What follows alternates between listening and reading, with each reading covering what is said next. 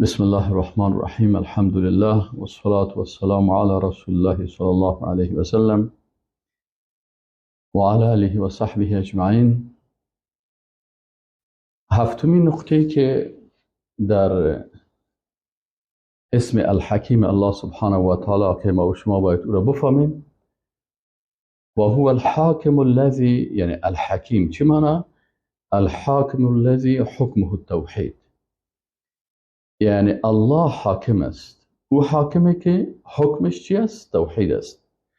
و کل حکم غیر حکمه، و هر حکمی که بغیر از حکم الله سبحانه و تعالی باشه، کفر و شرک و ضلال، کفر است و شرک است و گمراهی است.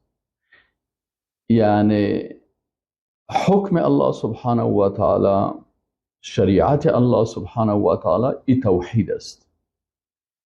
وقتی یک انسان اطاعت از حکم الله سبحانه و تعالی میکنه، ای موحد است. و هر قانونی که غیر از شریعت الله است، هر قانونی که بغیر از حکم الله، هر قانونی که ساخته شده که ضد شریعت و ضد حکم الله هست، کفر است و شرک است و ضلال و گمراهی است. الله سبحانه و تعالی در قرآن عظیم الشان در سوره مائده آیت 44 میگه که انا انزلنا التوراة فیها هدى و نور. ما نازل کردیم قبلا تورات که در اون تورات چی بود؟ هدایت و نور بود و روشنی بود، یعنی راه درست و مستقیم بر شما نشان میداد. یحکم بها النبیون الذین اسلموا، که حکم میکردن توسط امی تورات النبیون، پیغمبرا، الذین اسلموا، او کسانی که مسلمان بودن و تسلیم حکم الله بودن، للذین هادو، اینا حکم میکردن برای کسانی که اونا هادو، یعنی رجعوا الى الحق، و الربانیون و الربانی ها، یعنی کسانی که ربوبیت الله را قبول داشتن، و الاحبار، و او علمای بزرگی که بما استحفظوا من کتاب الله، که اونا حفظ کردن از کتاب الله، و کانوا علیه شهدا، و اینا بالای ازی شاهد بودن. فلا تخشوا الناس واخشونی، پس از مردم نترسین، الله میگه، و از ما بترسین. ولا تشتروا بآیاتی ثمنا قلیلا، و شما در مقابل آیات ما پول کم نگیرید. و من لم یحکم بما انزل الله، بس هی حکم هم بیان شد که هر کسی که مطابق ما انزل الله حکم نمیکنه، فاولئک هم الکافرون، اینا کافر هستند. پس حکم مطابق ما انزل الله ای توحید است، و حکم کردن بغیر از ما انزل الله ای چی هست؟ ای کفر است. یک عالم هست کتاب نوشته کرده به نام الامامة العظمی، دی اقوال و فتاوای علما را ذکر میکنن، و قول یکی از علمای بزرگ به نام شیخ محمد ابن ابراهیم رحمه الله، یکی از مفتی های بزرگ هست در اسلام، قول از ذکر میکنه به نام تحکیم القوانین. یا عالم میگه که کفر دو قسم است. اول کفر اعتقاد است و دوم کفر عمل هست.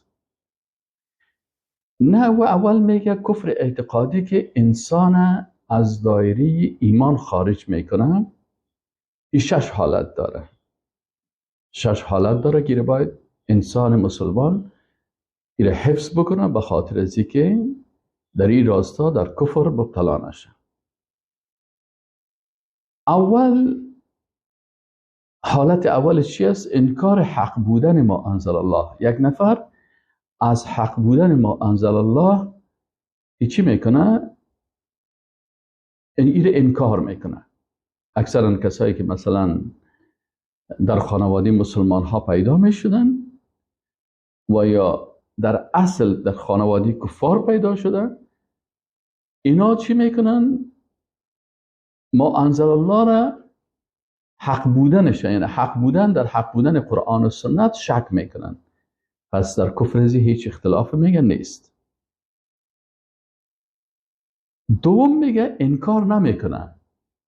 یک کسی هست حاکم است در یک منطقه، اگر حکم الله را انکار میکنه خب کافر است. اما یک کسی دیگه است میگه من انکار نمیکنم که قرآن درست نیست یا سنت درست نیست، ولی در اموری که بین مردم میگه که حکم بغیر ما انزل الله ای چی است؟ بهتر است. یا نظر به پیشرفت زمان و تغییر احوال و حادثات، این میگه که فعلا قرآن و سنت قابل تطبیق نیست. پس قوانینی که انسان ها بسازن این تطبیق میکنیم. در اول فکرتان باشه که او انکار کرد، او خود مطلقا کفر است.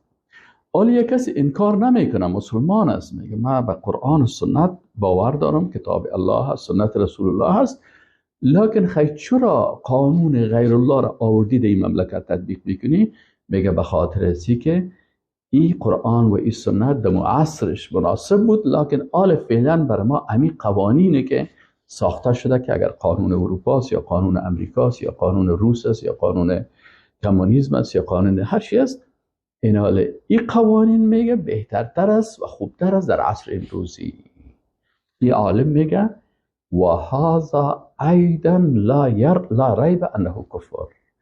اگر کسی اتو عقیده داشته باشه که قانون غیر الله که امروز قوانین هست، این از حکم الله کرده، از شریعت الله کرده، از کتاب و سنت کرده، از قرآن و سنت کرده، این بهترتر است بر عصر امروزی، با وجود از اینکه انکار نکنه، بگه من ایمان دارم به قرآن و سنت، قبول دارم، من مؤمن هستم، لکن فعلا قابل تطبیق نیست. او وقت قابل تطبیق بود، حالا عصر پیشرفته شد و این چیزها تطبیق نمیشه، میگه این هم شک نیست، لا ریب انه کفر است. این امی عالم مفتی که این نوشته کرد. سوم نقطه ای است که میگه برتریتش عقیده نمیکنه، میگه نمیگه که از او کده بهتر است. خب هم شریعت هم یک قانون است، میگه این هم یک قانون است، بناهن من این تطبیق میکنم. چی فرق است؟ کسی رو تطبیق میکنه هم خوب است، هم پس این هم یک قانون است و این هم یک قانون است. فهذا، این عالم چی میگه؟ میگه حکم ازی چی هستی کسی که گفه میزنه؟ میگه فهذا کن نوعین اللذین قبله، میگه یه مثل او دو نوع اول وارث فی کونه کافرا الکفر الناقل عن البله، که ای کافر میشه لکن کفر که ناقل عن الملت است، که ای را از دین میکشه. لما یقتدیه ذلك من تسویت المخلوق بالخالق. ای چرا کافر میشه؟ میگه به خاطر از اینکه ای تسویه کرد بین خالق و بین مخلوق، بین حکم الله و بین قانون مخلوق چی کرد؟ مساوات قرار داد. پس ای هم کافر شد. اولش انکار کرد کافر شد، دومش گفت بهتر از قانون بشر نسبت به قانون الله، این سومیش چی کرد؟ ای گفت که اردوش مساوی هست. پس در این صورت هم ای انسان چی میشه؟ میگه ای کافر شد به خاطر ازی که ای بین حکم خالق و حکم مخلوق، قانون خالق و قانون مخلوق چی کرد؟ مساوات کرد. پس در این صورت هم ای کافر میشه. چهارمی حالتی عالم مفتیشی ذکر میکنه، میگه که این قانون مثل قانون الله نیست، نه مساوی نیست. من نمیگم که مساوی است. خب شما چی میگن؟ حالا ما چند حاکم داریم، یک رئیس جمهور میگه که ما در ریاست جمهوری خودی نمی چیز رو تطبیق میکنم، هیچ قبول ندارم مثل امریکا و اروپا و کشورهای کفری، بیخی انکار میکنم، ما قرآن و سنت قبول داریم. دومیش میگه من مسلمان هستم، لکن قانونی که امروز ساخته شده برتر و بهتر است. این هم کافر میشه. سومیش میگه که نه، مساوی هست. رئیس جمهور سومی چی میگه؟ پیشوری ما 3-4 تا رئیس جمهور، 5 نفر، 6 نفر، 6 تا. خب سومی شما چی میگن؟ او گفت که والا این قانون با او شریعت با قانون چی هستن؟ مساوی هستن. این هم میگه کافر است. چهارمی چی میگن؟ چهارمی شما چی میگن رئیس جمهور صاحب چهارمی؟ چرا قانون غیر الله را آوردی در این مملکت به عوض حکم الله و شریعت الله تطبیق میکنیم؟ این میگه که ما برتریت نمیتم، قانون الله بهتر است، خوب است، شریعت الله درست است، لکن جایز است که ما در مملکت خود ببینیم جایز است که ما در مملکت خود قانون غیر اسلامی را تطبیق بکنیم. خب مفتی صاحبی چی حکم میکنین؟ چهارمی رئیس جمهور میگه فهذا کالذی قبله یصدق علیه ما یصدق علیه. میگه این چهارمی هم مثل این سه تا اولی وار کافر هست و چیزی که سر از اونا چی میشه صدق میکرد سر از هم صدق میکنه. این چرا؟ میگه به خاطر جواز لاعتقاده جواز ما لاعتقاده، به خاطر اعتقاد کردنش جواز ما علم بالنصوص الصریحة القاطعه تحریمه، به خاطر که جواز میته او چیزی که در نصوص قاطع حرمت از او ثابت است. یعنی شخص چهارمی رو میگه خودت گفتی جایز است، متوجه هستی و عقیده کردی که در پالوی شریعت الله جایز است که انسان قانون بشری رو تطبیق بکنه. تو به خاطر چی کافر شدی؟ تو به خاطر ازی کافر شدی که نصوص قاطع در قرآن عظیم الشان هست که این چیزها را جواز نمیده. مثلا در قانون انسان چی هست؟ در قانون ساخت انسان در اینجا مثلا زنا اگر به اختیار باشه در این قانون اجازه هست و در اسلام مطلقا زنا با اختیار و به اختیار حرام است. پس تو حرام چی کردی؟ جایز دادی، جواز دادی. شراب حرام است، خرید فروشش حرام است، نوشیدنش هم قسم که حرام است، تجارتش هم حرام است و خودت گرفتی شراب برای مردم گفتی جایز است. یعنی وقتی گفتی این قانون جایز است که تطبیق شود، یعنی چیزهایی که طی آمده اگر زنا هست، اگر شراب است، اگر ازدواج با هم جنس است، اگر دیگه مسائل برهنگی و ایگفا هست، پس این کل ازیر خودت چی گردی؟ گفتی جایز است. پس به این آیات قرآنی که اینا را میگن ناجایز است تو گفتی ای جایز است، پس خودت هم کافر شدی. پنجمی حالتش یک حاکم دیگه هست. به این عقیده که محاکم همه مرجع از کتاب و سنت است. این محاکم نیز مرجع از قانون ترکیب شده. شما حاکم صاحب پنجمی چی میگن؟ این میگه که من در اون مسائل گپ نمیزنم که کدام قانون بهتر از شریعت، بهتر از او بهتر است، من به او تسلیم هستم به شریعت، لکن میگه این محاکم که از کلش قوانین است، از قوانین ترکیب شده. مثلا قوانین مختلف فرانسوی، امریکایی، بریتانوی و دیگر قوانین و از مذاهب بعضی از بدعتکاران منسوب به اسلام، میگه این قوانینی که تطبیق میشه در ملل متحد و در این کشورهای یا قوانین است که مختلف از کشورهای مختلف از اسلام هم گرفتن، از یهودیت هم گرفتن، از نصرانیت هم گرفتن، از عقل خودم ساختن، یک چیز مختلف ساختن. از این خاطر این قانون ما تطبیق میکنیم به خاطر ازی که یک ترکیب خوب است. یا عالم میگه فأی کفر فوق هذا الکفر. تو پنجمی هم کافر هستی از این که چی کفر میشه. و ای مناقضه للشهاده بان محمدا رسول الله بعد هذه المناقضه. بعد از این که تو میگی محمد رسول الله هست، از این که چی نقص میاد در این کلمه که تو خواندی، یکی از نواقض ایمان است که تو میگی والا ما قوانین ترکیب شده اروپا و امریکا و آسیا و اسلامی و فلانی کل زیر ما چی میکنم؟ تطبیق میکنم. پس این هم به نظر این عالم به فتوایش این کافر است. ششم یک کسی هست میگه من رئیس جمهور نیستم. شما چی کار هستین؟ میگه من رئیس قبیله هستم. خب شما چی میگن؟ این میگن که من اونمو قوانینی که پدرای ما تطبیق کرده، مثلا در بین پشتو زبان قانون پشتو هست، در بین تاجیکا امو فرهنگ و تمدن قدیمی تاجیکی هست، و در بین عرب ها امو قوانین قبل از اسلام عصر جاهلیت است.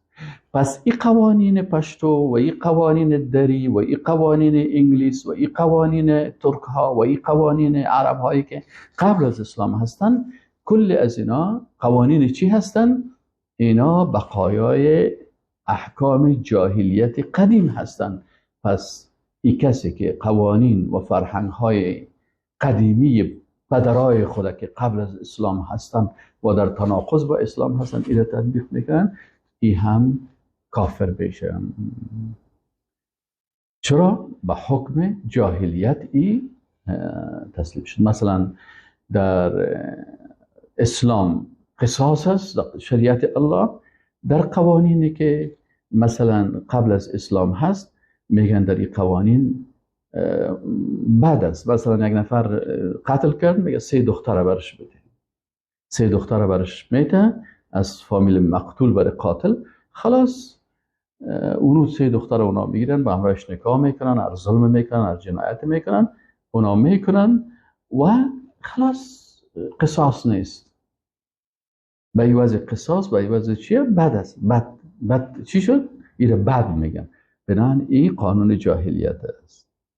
این 6 حالتی است که انسان از دایره ایمان میکشد. چرا؟ سقف اصلی حکم شریعت الله بود، این سقف وسو کرد، عوضش سقف جدیدی که قانون غیر الله هست این آورد نصب کرد. به هر حالتی که نصب کرد، اگر گفت که قرآن قبول ندارم هم کفر است، و اگر گفت که این قانونی که آل ما آوردیم این از شریعت کردم، این سقف جدید ما این بهتر است، دهی هم کفر است. اگر گفت که نه بهتر نیست، این هم جایز است، این هم جایز است، دهی هم چی است؟ کافر میشن. و ده این حالات 6گانه که ما شما گفتیم. نوع دومش کفری هست که انسان از ملت خارج نمیکنه.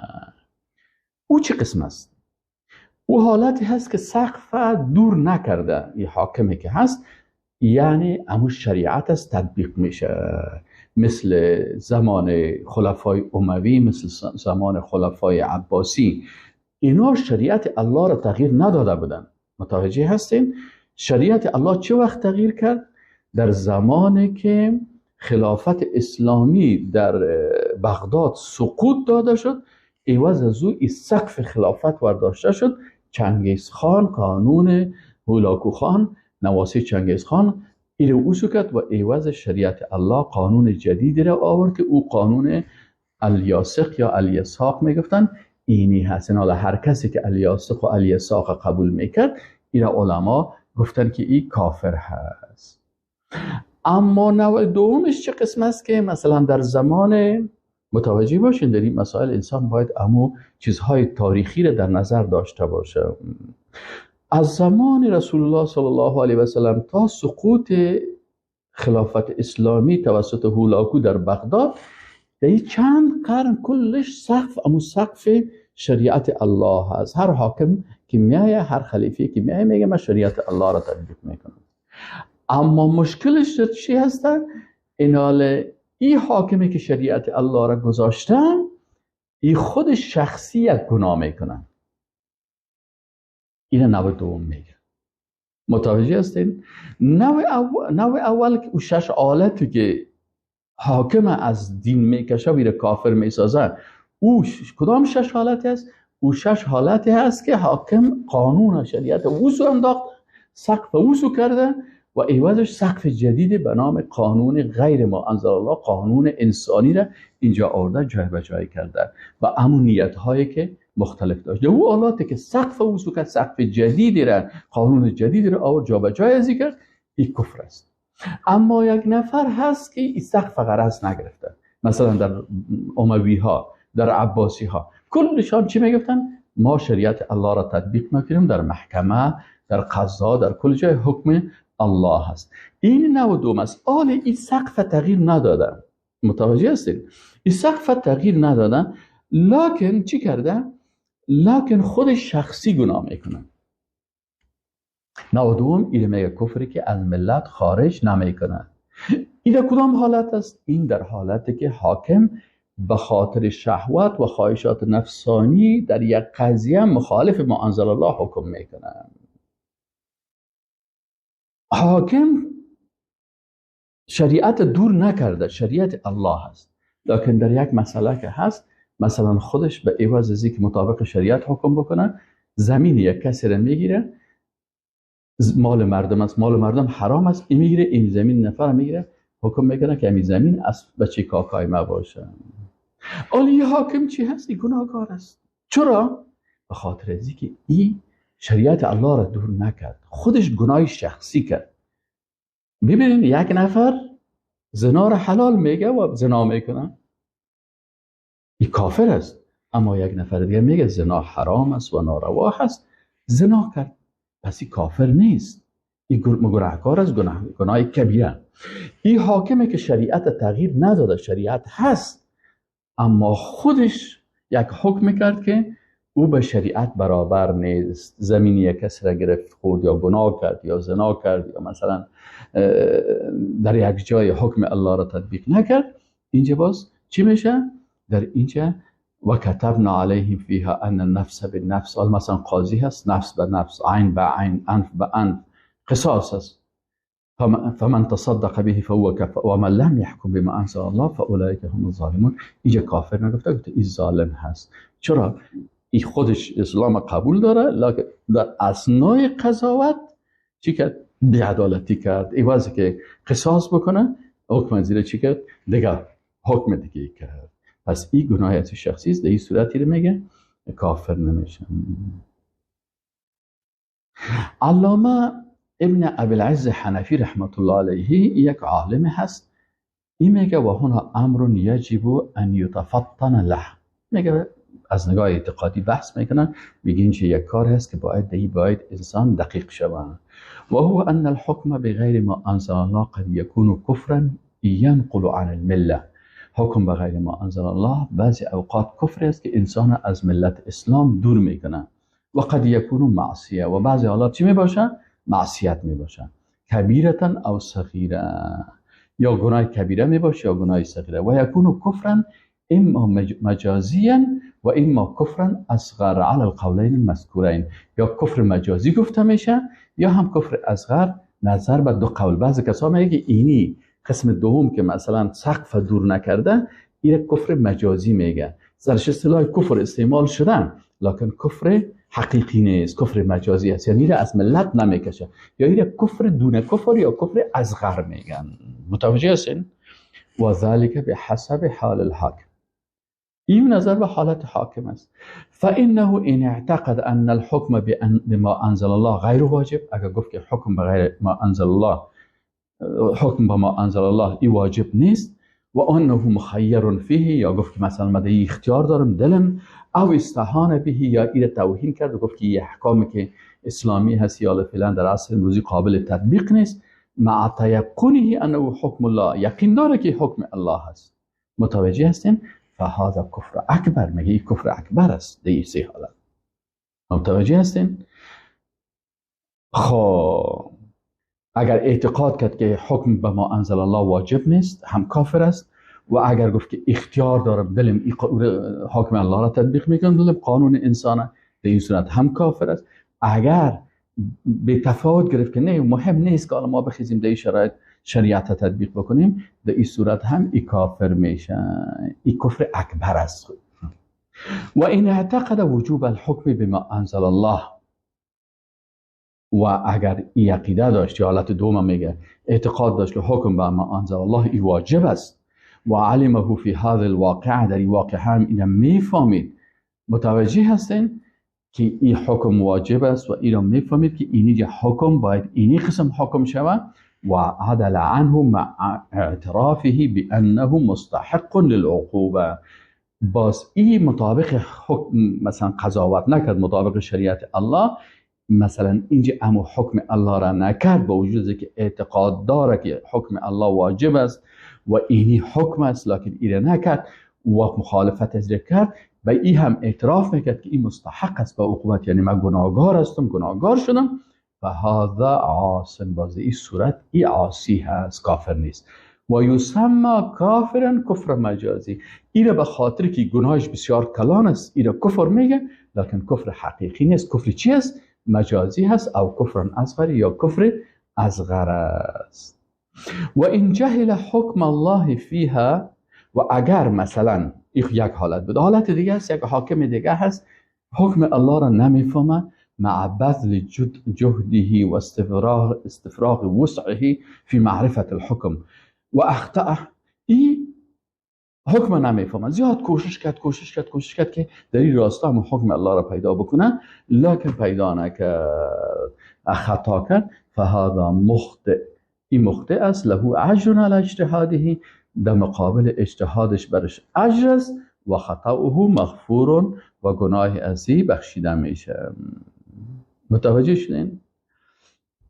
خب یک عالم دیگه میگه یجب على طالب العلم ان يعرف الفرق بين التشريع الذي يجعل نظاما يمشي عليه ويستبدل به القرآن وبين ان يحكم في قضية معينة بغير ما انزل الله. این عالم میگه بین دو چیز باید فرق بکنیم. اول بین از اینکه یک قانون رو بیاری که این نظام رو بیاری که ضد نظام اسلام است، این جای به جای میکنه، قانون رو میاره که ضد قانون الله است، این در مملکت تطبیق میکنه.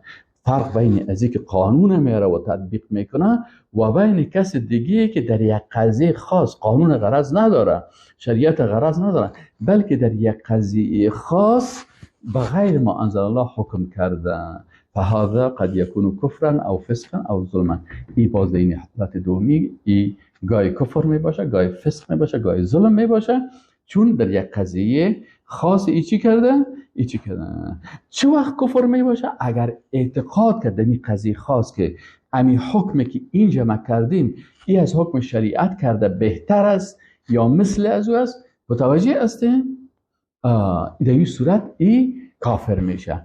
اما اگر گفت که نه من ایره برتر نمیدانم، لکن به حساب خواسته های نفسانی ای از پیش من شد، ای فاسق هست.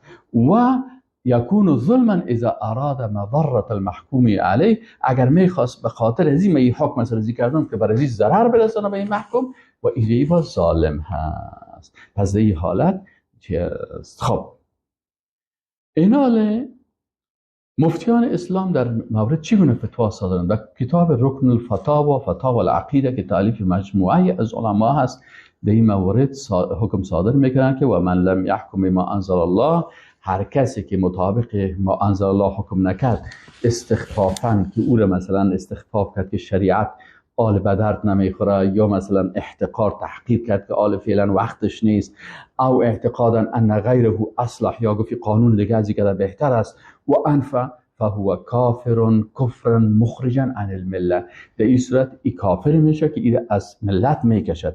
و من هؤلاء، از این جمله کسایی هستند، من کسان هستند که یدعون للناس تشریعات تخالف التشریعات الاسلامیه، بعضی کسایی میگه هستند که قوانین را میسازن که ضد شریعت الهی اسلامی هست، لتکون منهاجا یسیر الناس علیه، بازی قانون اساسی جدید جور میکنن که این ضد شریعت الله هست، میگه مردم مطابق از اینمی زندگی بکنن. فإنهم لم يدعوا تلك التشريعات المخالفة للشريعة الإسلامية، میگه امی کسایی که قانون دیگه را آوردن که غیر شریعت الله هست، این قانون اساسی برای خود ساختن، قانون جور کردن، این میگه ناوردن مگر الا وهم يعتقدون انها اصلح و انفع للخلق. چون این قانون غیر الله را آورده این مملکت خود تطبیق میکنن، میگه به خاطر که میگه این خوبتر است و منفعتش بیشتر است نسبت به شریعت الله.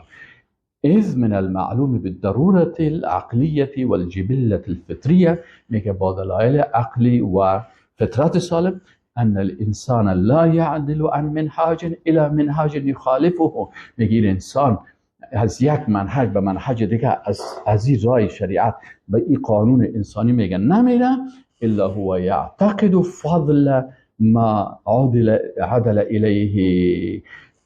چی میگه؟ پس ما که این قانون آوردیم حتما این فضیلت میده که این از شریعت الله کده بهتر است و نقص ما عدل عنه و نقص از این میگه، یعنی میگه از نگاه عقلی و از نگاه فطرت این میفهمیم که یک کسی یک قانون اوسو میکنه و یک قانون دیگه میره جاگزین از این میکنه، 100% هر قانونی که باشه این قانون اوسو میکنه این قانون جدید میره به این خاطر میره که این قانون اولی رو میگه که نقصان داره، پس این قانون دومی رو آوردم که این خوبتر است و بهتر است نسبت به این قانون اولی، مثل که ما و شما میفهمیم. این حال مثلا در بسیاری جای هست یک قانون یک جای می باشه 10 سال بعد 20 سال بعد این قانون جدید میاره، میگه چرا؟ میگه عالی این قانون جدید که است این خوبتر است از این قانون کرده و این قانون اولی که است این نقصان را داشت. حال امی کار اگر یک نفر در مقابل شریعت الله را اوسو میکنه و ایوازش قانون انسانی را میاره، اهمی دو گپ به هم هست، یعنی به ایمانا که شریعت ناقص میدانه و قانون انسانی را اصلح و انفع میدانه و در این هیچ شک نیست که انسان با این عقیده کافر میشه. متوجه هستین؟ این بودن که نظریات علمای اسلام که در این راستا خدمت شما تقدیم کردیم. 8مین نکته و هو الحاکم الذی تعتبر اطاعت حکمه من لوازم توحیده که انشاءالله بعدا میخوانیم. و السلام علیکم و رحمت الله و برکاته.